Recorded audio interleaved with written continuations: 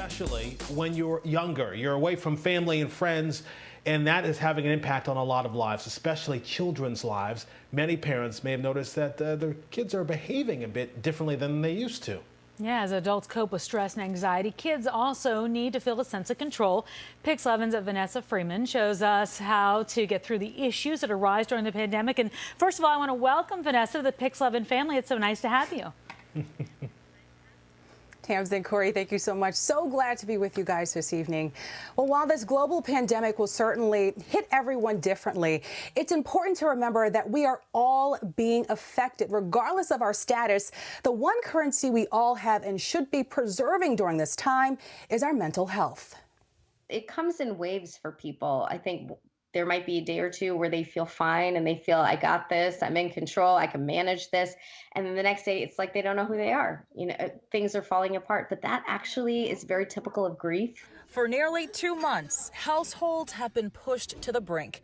Parents and caregivers managing careers or worrying about job security, homeschooling, and trying to keep the family safe and prepared during this global pandemic. The disruptor was just not having a break. Nero Feliciano is a mom of 4 and a therapist, now working from home. She admits her children are also being hit just as hard. I think it's been harder with my son, who's 11. Any kid playing team sports, that's a big disconnect now that they're feeling. And I can see that emotionally for him. He's eating less. Dr. Jackson points out children may not realize they're reacting to stress, and parents may not realize their reactions are causing it. There's a lot of uncertainty, and so children pick up on the uncertainty. They pick up on the level of anxiety and the level of stress of their parents, and it really scares them.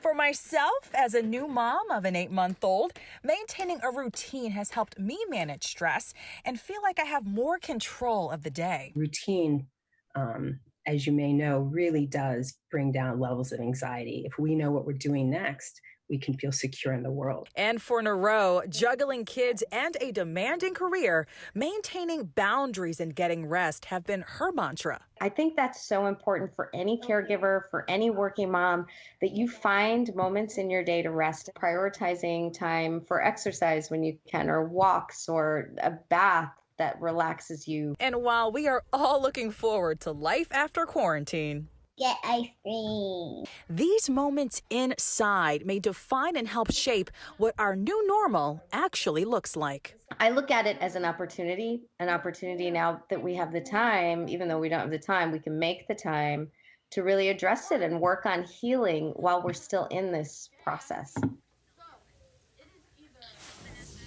And if you are looking for professional help during this time, both doctors I spoke to actually mentioned seeing a rise in teletherapy, which is essentially virtual counseling. More insurance providers are actually accepting that. And of course, you can utilize some great apps to help you practice mindfulness and meditation. Also visit the CDC's website for some great resources there, all of which you can find on our website, pix11.com/rebound. Tamsin and Corey, back to you guys. Well, Vanessa, you know what? Everybody's adjusting to a new normal, like you said, but your new normal includes a new job where you don't see half of your coworkers. So how has the adjustment been for you so far? I have to ask.